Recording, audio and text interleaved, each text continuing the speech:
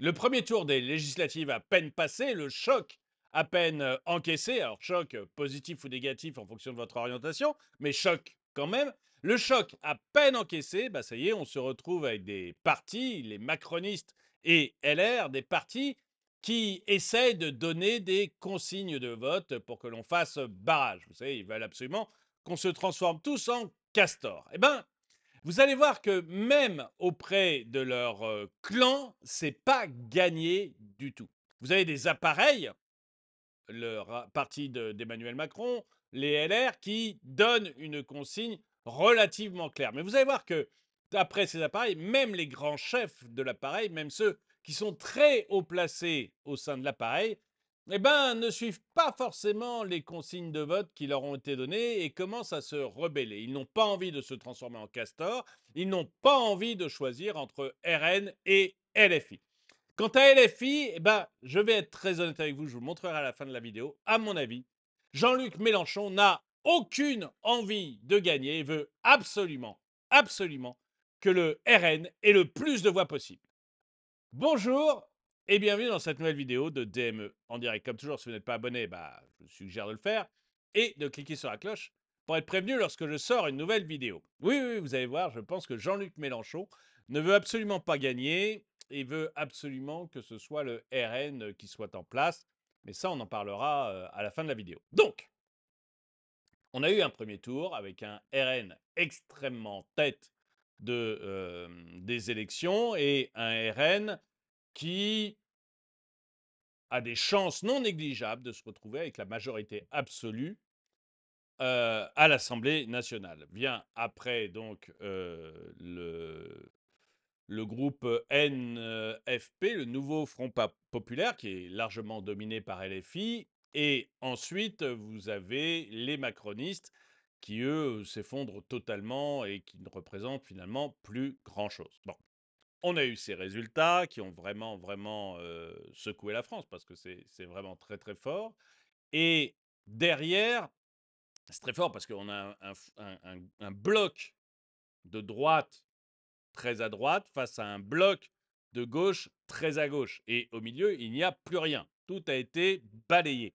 Donc c'est assez inédit dans notre République.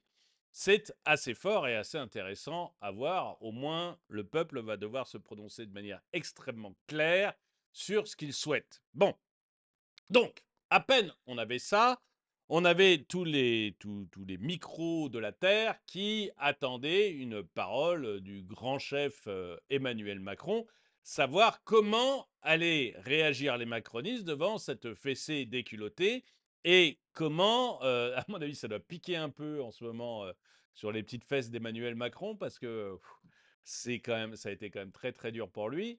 Et on voulait voir donc comment il allait réagir. Bon, bah, Emmanuel Macron a fait du Macron. Il s'est exprimé et honnêtement, après qu'il se soit exprimé, j'ai toujours pas compris ce qu'il voulait dire.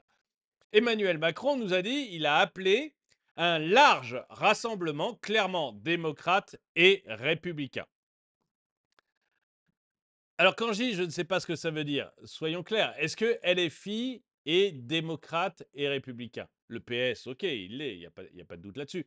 Mais LFI, c'est quand même un parti qui a beaucoup appelé à la révolution, qui est quand même qui soutient quelques groupes terroristes. Enfin, il y a des choses un peu particulières qui se passent à LFI. Est-ce que vous voyez, si Emmanuel Macron avait dit j'appelle à un rassemblement contre les RN, ça aurait été clair.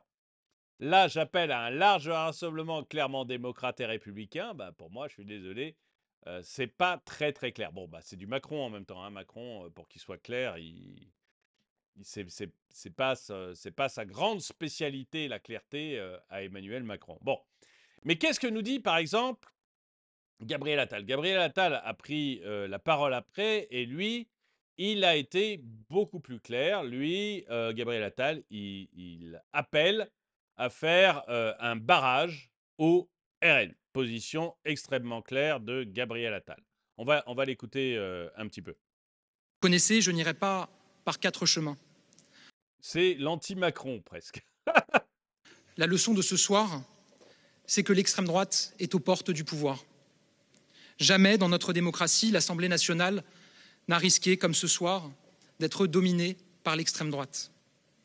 Et donc, notre objectif est clair, empêcher le Rassemblement national d'avoir une majorité absolue au second tour, de dominer l'Assemblée nationale et donc de gouverner le pays avec le projet funeste qui est le sien. Je le dis avec la force que l'instant appelle à chacun de nos électeurs. Pas une voix ne doit aller au Rassemblement national. Dans de pareilles circonstances, la France mérite que l'on n'hésite pas. Jamais. Si nous voulons être à la hauteur du destin français, il est de notre devoir moral de tout faire pour empêcher le pire d'advenir. Donc, pour Gabriel Attal, le Rassemblement national, c'est le pire. Et pas une voix ne doit aller au Rassemblement national. Bon, juste dire que c'est quand même un parti démocratique, mais ok, il fait ses choix. Le Rassemblement national est un parti démocratique puisqu'il a été à l'Assemblée nationale et il me semble que c'est pas le parti à l'Assemblée nationale qui a mis le plus le bazar. Mais, ok. Donc, positionnement clair de LR, du parti des macronistes, qui est pas une voix pour le Rassemblement national. Donc, on va aller voter NFP. Vous devez voter NFP si vous êtes un bon macroniste. Alors, moi, il y a deux choses déjà qui m'interpellent. C'est que très rapidement, on a entendu des macronistes qui n'étaient pas tout à fait d'accord avec cette position et qui commencent à dire, bon, nous, voter pour un socialiste, ok, qu'on se désiste pour un socialiste, qu'on donne une consigne de vote pour un socialiste, ok. Pour un écologiste, ok. Mais pour un LFI, il n'en est pas question. Et vous allez voir que c'est les plus gros, en fait, qui commencent à en parler. Je vais commencer avec mon ami Nono, Bruno Le Maire, qui, lui, est contre le fait qu'on se désiste ou on vote pour LFI. Il renvoie, voilà, il dit, pour moi, il n'en est pas question. Et j'appelle également tous nos électeurs, lorsque nos candidats ne sont pas au second tour, à voter pour un candidat du camp social-démocrate. C'est-à-dire un représentant du Parti socialiste, du Parti communiste ou des Verts. Alors, un truc qui m'amuse bien, moi, quand même, enfin, qui m'amuse bien, non, ça m'amuse pas, ça m'alerte un peu sur la France. Vous voyez, Bruno Le Maire, il n'a pas de problème à ce que l'on vote pour un communiste. Je suis désolé, le communisme, c'est 150 millions de morts dans le monde. 150 millions de morts dans le monde. Tous les pays dirigés par les communistes ont terminé dans la famine, les crimes de l'État et les dictatures. Tous. Tous.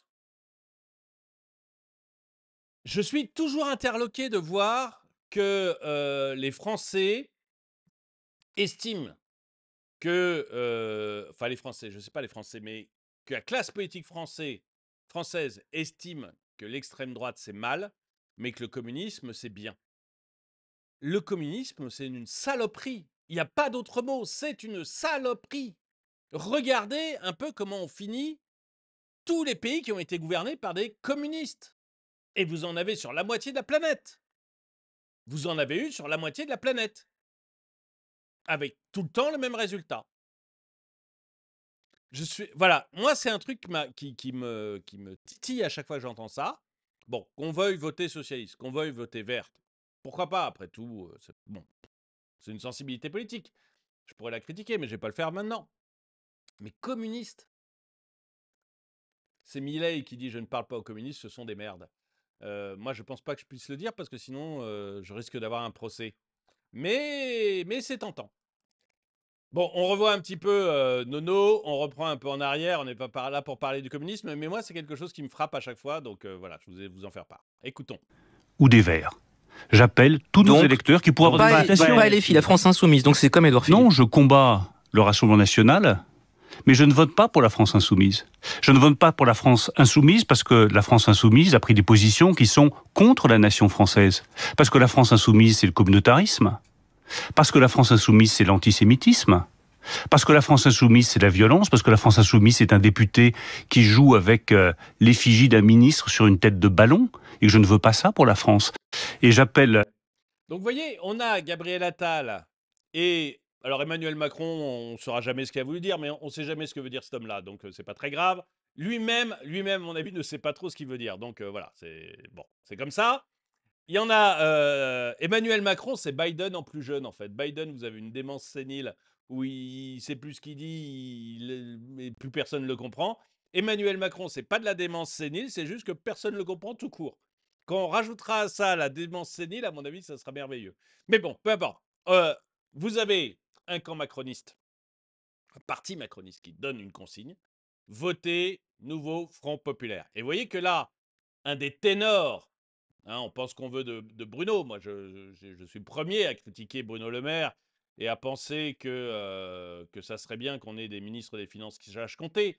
Mais, donc on peut penser ce qu'on veut de Bruno Le Maire, mais malgré tout, c'est un des ténors du gouvernement et lui, il est clair, hein. Vous pouvez pas voter socialiste, vous pouvez voter vert, vous pouvez voter communiste, mais franchement, quand la France fera un petit peu son aggiornamento des communistes, enfin, mais ne votez pas LFI. Vous avez aussi une députée LFI, une députée pas LFI, pardon, une Aurore Berger qui est une proche d'Emmanuel Macron, qui fait entendre à peu près le même son de cloche. Et voilà, forcément, ça ne marche pas. Aurore Berger, donc, qui fait entendre à peu près le même son de cloche, c'est-à-dire que LFI, pas question. L'adversaire a toujours été le Rassemblement national, mais si vous me demandez ma position, Votre position personnelle, Oui. je n'appellerai jamais à voter pour la France insoumise. Et c'est très clair. Donc, ni Rassemblement national. C'est que vous répondez même à des questions qu'on ne vous pose pas. Donc Bah oui, mais moi je réponds à cette question puisque je sens que c'était un peu Oui, ça qui était bien sûr. sous-jacent des questions des journalistes. Tout à Je me fait. permets d'y Et répondre. vous pensez que les gens ont journalistes, envie c'est une question de que les voter Français se posent et que certains électeurs se posent. Parce que, en fait, moi j'ai passé toute une campagne à être sur le terrain pour ma propre réélection, à aller soutenir des candidats. J'ai entendu énormément de Français qui ont toujours voté à gauche et qui m'ont dit dans cette élection, je ne sais pas pour qui voter parce que je ne peux pas m'allier et voter pour le nouveau Front Populaire à partir du moment où on sait que c'est Jean-Luc Mélenchon qui en est le leader. C'est ce qu'il a à nouveau tenté de... Regardez, c'est intéressant, ce sondage-là qui apparaît à côté d'Aurore Berger est hyper intéressant. C'est pas un sondage, c'est une estimation sortie des urnes. Ça, c'est le NFP. Le NFP, eh ben, c'est très majoritairement, vous voyez les résultats, c'est 6 à 12 sièges pour les communistes, c'est 28 à 38 sièges pour les Verts, c'est 33 à 43 sièges pour le PS et c'est 58 à 72 sièges pour LFI. Donc c'est clairement LFI qui aura le plus de sièges et c'est clairement LFI, si jamais ils arrivent à faire encore mieux que ça, évidemment, si Emmanuel Macron doit choisir quelqu'un parmi le nouveau Front Populaire, c'est clairement celui qui a le plus de sièges, donc Jean-Luc Mélenchon. Quoi qu'en disent les députés, je sais, les socialistes, les Verts, les communistes disent le contraire, mais avant, je vous rappelle que juste avant les législatives, ils disaient aussi on ne s'alliera plus jamais avec LFI, hein. Donc, et puis est arrivé les législatives et en 24 heures, ils se sont alliés avec LFI. Ils disaient plus jamais la NUPES, etc. Alors, ils ne l'ont pas appelé NUPES, mais c'est NUPES 2, il faut être clair. Et du coup, celui qui sera appelé, c'est clairement Jean-Luc Mélenchon de LFI, puisque c'est lui qui, d'après les estimations de second tour, sera majoritaire au sein du groupe Nouveau Front Populaire. de faire ce soir. Je suis désolée, mais la caricature de manifestation qu'on a aujourd'hui, place de la République, c'est un tract ambulant pour le Rassemblement national. Il n'y a pas un drapeau français qu'on voit sur la place de la République. Je pense que ça n'est pas comme ça qu'on combat le Rassemblement national. Je ne sais pas si vous avez vu, excusez-moi, mais sur la place de la République, donc il y a eu le soir de l'élection un grand rassemblement NFP, enfin surtout LFI. Les deux drapeaux gigantesques qu'il y avait, c'était l'Algérie, le drapeau algérien, et le drapeau palestinien. Et alors, ça a été pendant toute la préparation. Je pense qu'après, ils les ont fait tomber parce que je ne les ai pas revus après. Donc, ils étaient là au début. Je crois qu'à un moment, ils se sont dit, bon, quand même, pour l'image, c'est une catastrophe. Ils ne sont pas allés jusqu'à mettre un drapeau français, il ne faut quand même pas déconner. Mais pour une élection française, on va quand même pas mettre un drapeau français, il ne faut quand même pas déconner. Mais c'est vrai que les deux grands drapeaux que vous aviez, c'était LFI, le drapeau palestinien et le drapeau algérien. Et j'ai quand même vu dans la manifestation un gars avec un drapeau français. Sur l'ensemble de la place de la République, hein. Un mec avec un drapeau français. Voilà. Mais globalement, non, il n'y avait pas de drapeau français, on est d'accord. Et je suis d'accord avec Aurore Berger. C'est un vrai tract pour le RN. Et je vous en parlerai tout à l'heure, mais pour moi, c'est un des indices qui me font croire que Jean-Luc Mélenchon ne veut pas gagner. Il ne veut surtout pas gagner. Mais gardez ça en tête, c'est un des indices qui me semble important. Aux Français qu'on voit sur la place de la République. Je pense que ça n'est pas comme ça qu'on combat le Rassemblement national. Je pense qu'on le combat en étant clair, c'est-à-dire que être clair veut dire que oui, on est capable de se désister face à des candidats LR, face à des candidats PS, face à des candidats écologistes, face même à des candidats communistes, mais que face à des candidats insoumis, que j'ai passé toute ma campagne à combattre parce qu'ils ont tenu des propos antisémites, parce qu'ils ont parfois tenu des propos homophobes, non, je ne me désisterai pas et je n'appellerai pas nos candidats à se désister dans ce cadre-là. Parce que je finis. Les insoumis sont moins sectaires que vous, parce qu'ils ont toujours voté pour vous quand ils le Marine faisaient. Tondelier, en fait, c'est pas une question de sectarisme quand on parle d'antisémitisme. Ça aurait dû être, je suis désolée, mais un point cardinal de votre alliance programmatique. Ça ne l'a pas été. Les écologistes ont eu peur de perdre les sièges et c'est pour ça que vous êtes là. Donc on voit, voilà, vous avez donc Bruno Le Maire qui dit ça, vous avez Aurore Berger qui a été quand même qui a été une des voix importantes lors du premier quinquennat Macron, qui maintenant a été un peu mise de côté, mais enfin qui reste députée. Je ne sais pas comment ça s'est passé. Vous avez François Bayrou, autre macroniste, qui lui, alors lui, Bayrou, c'est merveilleux parce qu'il fait partie des gens où vous ne comprenez pas ce qu'il raconte, mais le moins qu'on puisse dire, c'est qu'il est tendancieux et il semble pas prêt à voter LFI. Je vous montre Bayrou, c'est Macron vieux. Voilà, c'est un peu ça. Bon, même chose à la fin du discours. Vous me direz si vous avez compris qu'il appelle à voter LFI en cas de combat contre le RN ou pas. Moi, je trouve que c'est exactement le genre de politique qu'on ne veut plus voir, c'est-à-dire des gens qui sont infoutus de s'engager, infoutus de dire les choses clairement. Mais vous allez voir que quand même, tout son discours est un réquisitoire contre LFI. Donc voilà, c'est quand même un réquisitoire contre LFI. Donc ça devrait vouloir dire qu'il ne veut pas voter LFI. Juste une chose, dans cette vidéo, je passe des extraits de LCI, d'autres chaînes. Il est possible que la vidéo saute. Dans ce cas, je serai obligé de couper les extraits. Vous m'en voudrez pas, mais juste sachez que si par exemple c'est cet extrait de LCI que je dois couper, ça c'est juste François Bayrou qui nous parle de LFI et qui dit grosso modo que LFI a transformé l'Assemblée en champ de bataille dans lequel on pouvait proférer des injures, adopter n'importe quelle attitude. On a vécu pendant 2 ans, en raison de la situation particulière à l'Assemblée nationale, alors situation qui est créée d'abord par le fait qu'il n'y avait pas de majorité à l'Assemblée, que les textes les plus difficiles ne pouvaient passer qu'avec le 49.3. Et vous savez que le 49.3 était très impopulaire chez les Français, qui trouvaient que c'était un abus de pouvoir. C'était en réalité le seul moyen de faire passer des textes. Et puis aussi par le fait qu'une partie de l'Assemblée, LFI pour la désigner clairement, avait transformé l'Assemblée nationale en champ de bataille dans lequel on pouvait proférer n'importe quelle injure, adopter n'importe quelle attitude, faire n'importe quel geste qui apparaissait une provocation ou choquant à l'égard des règles de l'Assemblée nationale. Et ça devenait absolument ingérable. Donc voilà, donc après, est-ce qu'il va voter ou non pour LFI? Ça semble difficile, voilà, ça semble difficile. Mais je dirais que de toute manière, donc ça, c'est le parti macroniste. Vous voyez qu'il y a un grand chef dont on ne sait pas ce qu'il a raconté, on a un petit chef, Gabriel Attal, un petit chef par rapport au grand chef, hein, Gabriel Attal, qui lui est très clair en disant pas une voix au RN, vous devez faire barrage. Allez-y, mesdames et messieurs, foncez, votez pour LFI ou pour le NFP. Voter pour le NFP, c'est voter LFI. Il faut arrêter de se raconter des histoires. Voter LFP, c'est voter LFI, parce que c'est LFI qui, à la fin du truc, gouvernera complètement ce groupe.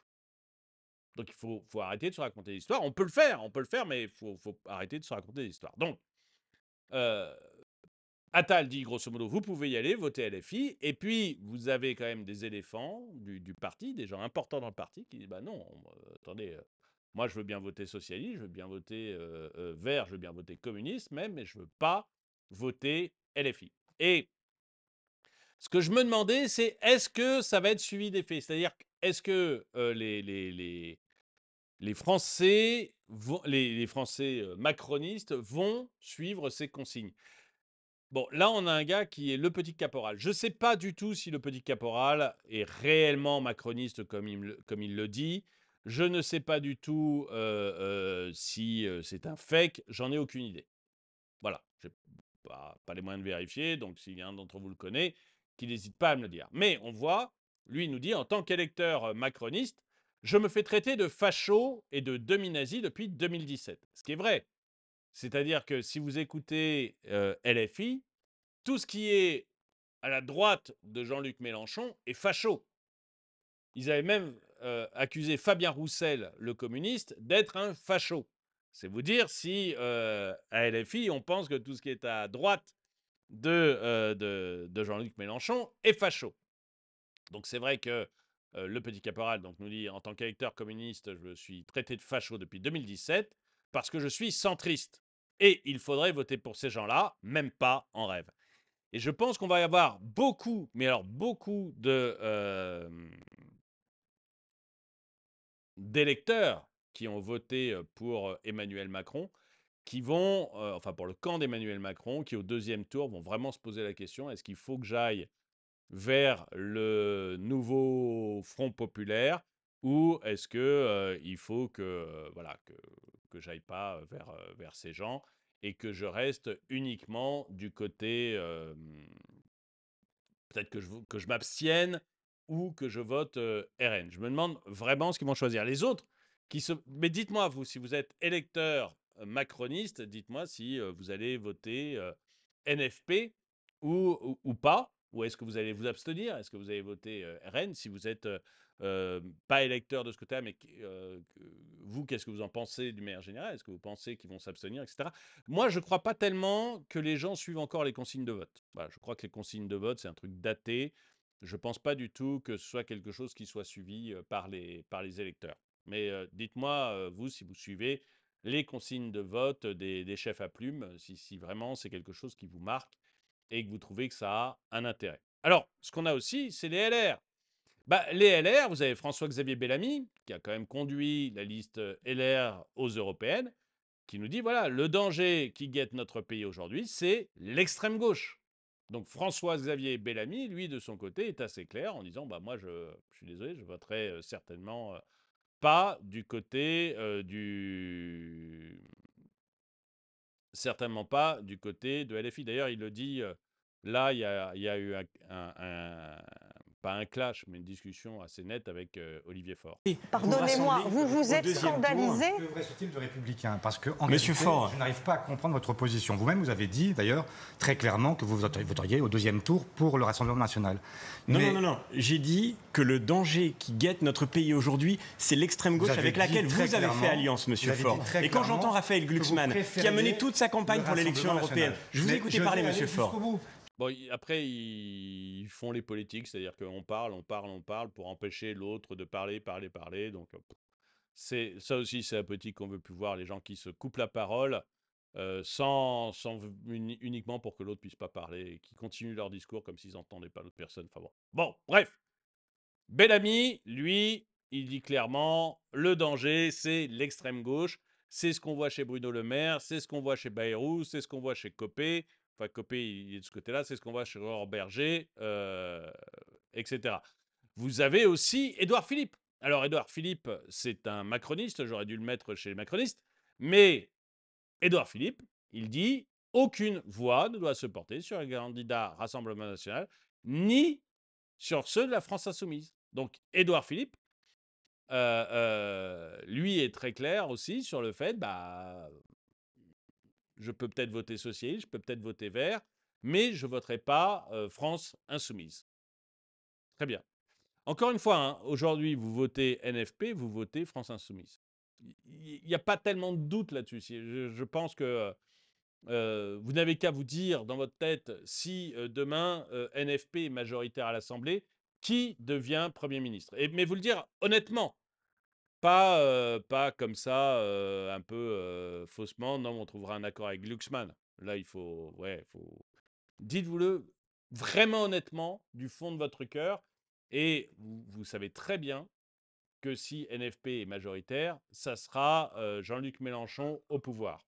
Mais donc là, vous avez Édouard Philippe qui vous dit, voilà, ni NFP, ni RN. Là, c'est ce qu'on avait vu. Là, vous avez Copé, même chose, qui va dire à peu près la même chose. C'est-à-dire que Copé, lui, sa position, c'est ni LFI, ni RN. Il ne veut pas entendre parler de LFI. Bon, ceci dit, Copé, on est bien d'accord, il y a maintenant assez peu de gens qui l'écoutent. Mais bon, c'est quand même encore un des éléphants du PS, donc on peut lui regarder un peu sa parole. Alors, je vous ai dit, donc, première question que je voulais vous poser, mais je voulais poser donc déjà, c'est est-ce que vous êtes influencé par les chefs à plumes, par ce qu'ils nous racontent, par le fait qu'ils vous disent de voter telle ou telle personne? Est-ce que vous, ça influence votre vote? Ou est-ce que vous n'en avez rien à faire? C'est mon cas, je m'en moque totalement. Est-ce que vous pensez que les électeurs sont sensibles à ce que disent ces grands chefs, ou est-ce que vous pensez qu'ils n'en ont rien à faire non plus et que c'est de la gesticulation politique? Donc ça, c'était ma première question. Mais je vous dis, je pense, moi, que Jean-Luc Mélenchon ne veut pas de toute façon du pouvoir et qu'il va tout faire pendant une semaine pour que le pouvoir aille au RN. Vous savez que je vous en avais parlé déjà, j'ai fait une vidéo déjà à ce sujet, où on en a parlé dans un direct, je ne me rappelle plus, mais le fait pour Jean-Luc Mélenchon de se mettre à ce point sur le devant de la scène, comme il le fait depuis 15 jours, à peu près le moment où il avait dit je ne serai plus sur le devant de la scène, depuis il n'a pas arrêté de l'être. Eh bien, le fait qu'il le fasse à ce point, j'avais évoqué, mais ce gars-là, en fait, est plutôt un repoussoir. Vous avez pu le voir avec Édouard Philippe, vous avez pu le voir avec des gens de droite et de gauche, là, des chefs à plumes de droite et de gauche. Ce gars-là est un repoussoir. S'il se met à ce point-là en avant, est-ce que c'est pas pour repousser l'électorat et en fait pouvoir laisser la place au RN, avec une idée qui est très simple, qui est le RN va arriver avec des caisses vides, avec un budget infaisable, complètement infaisable, ça va être une catastrophe, parce que vous avez la Cour des comptes, parce que vous avez le COR, le Conseil d'orientation des retraites, la Cour des comptes, la Banque centrale européenne, la Commission européenne, le FMI, qui commence à dire la France, il faut vous calmer rapidement, sinon vous allez à l'abattoir. Ils nous disent tout ça. Donc, le budget va être extrêmement compliqué à gérer. Et je pense que Jean-Luc Mélenchon se dit, écoute, le RN prend le pouvoir, il se retrouve avec un budget ingérable, donc ils vont être obligés de prendre des mesures hyper impopulaires, ça va les détruire. En plus, moi, j'allume le feu à 2-3 endroits dans les banlieues, comme je sais bien le faire, et à ce moment-là, ça devient le chaos, et l'électorat n'a même pas la sécurité qu'il voulait avoir. Ça dure 2 ans, 2 ans et demi, et puis dans 2 ans, 2 ans et demi, ça sera qui, en fait, le candidat sérieux pour être président? Ça sera moi, Jean-Luc Mélenchon. La Macronie est foutue, les LR, ils ne ressemblent plus à rien. Le RN se sera fait massacrer pendant 2 ans et demi, il n'y aura plus que moi. Et donc, je pourrai prendre le pouvoir grâce à ça. Je pense que c'est Alors c'est un peu complotiste, hein, mais je pense que c'est tout à fait le genre de calcul politique qu'il peut faire et le genre de calcul politique intelligent. Alors, vous savez que parmi les...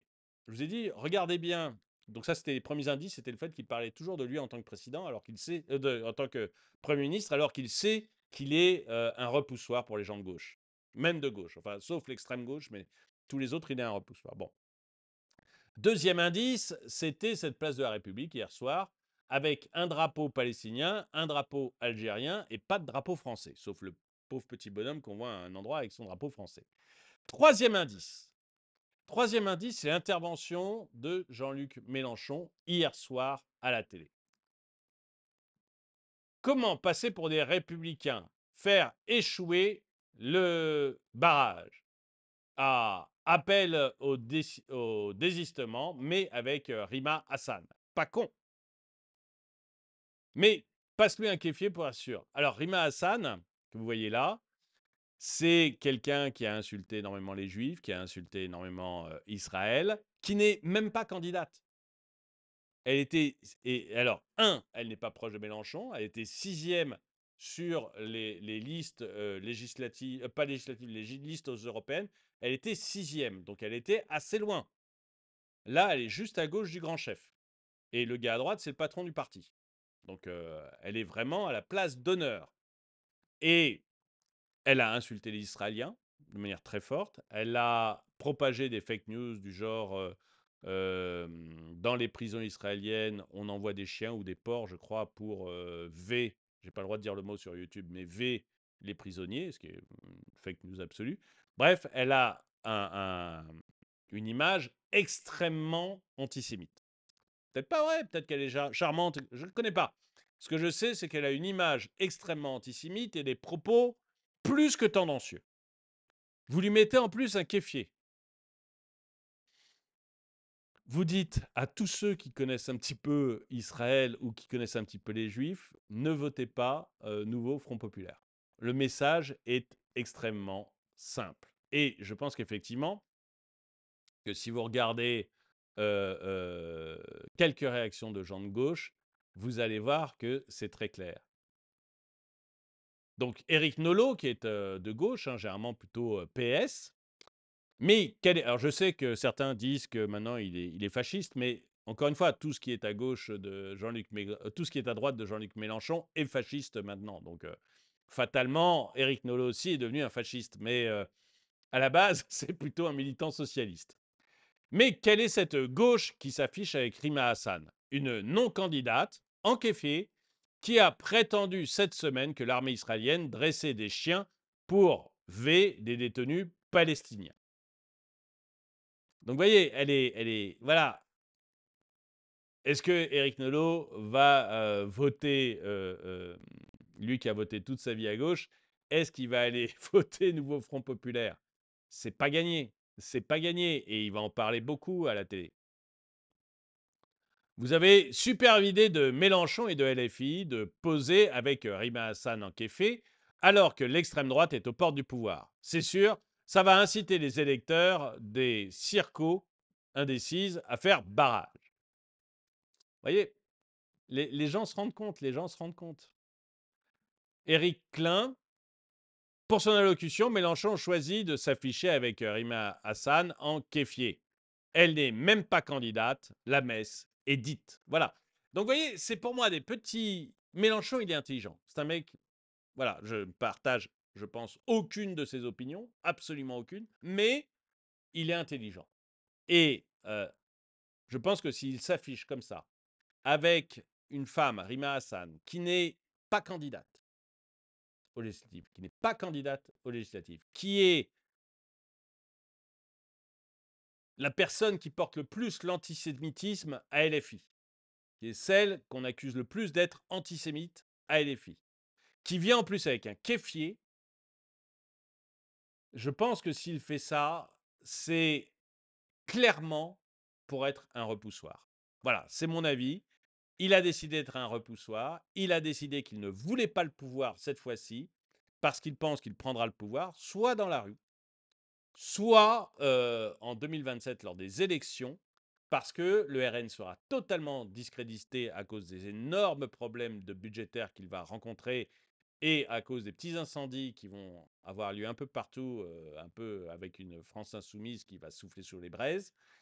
Il pense qu'il va et à cause d'une macronique et d'une droite LR qui n'existe plus. Donc il pense qu'il va prendre le pouvoir, à mon avis, soit par la rue, soit aux élections de 2027. Et il ne veut surtout pas prendre le pouvoir sur des législatives où le gouvernement va se retrouver ensuite avec des problèmes XXL.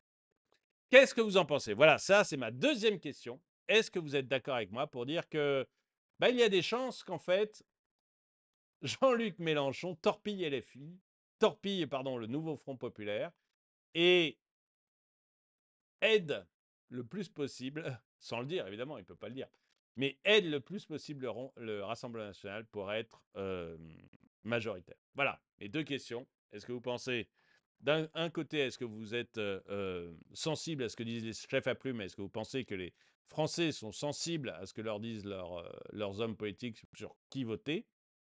Deuxième question, est-ce que vous pensez que Jean-Luc Mélenchon veut effectivement torpiller le nouveau Front populaire pour être sûr de ne pas avoir le pouvoir maintenant, pour pouvoir le prendre en 2027, lors des présidentielles? Dites-le moi dans les commentaires. En tout cas, merci d'avoir regardé cette vidéo. Mettez-lui un pouce vers le haut, commentez-la, partagez-la. Merci à tous ceux qui soutiennent la chaîne. Et moi, je vous dis à très bientôt.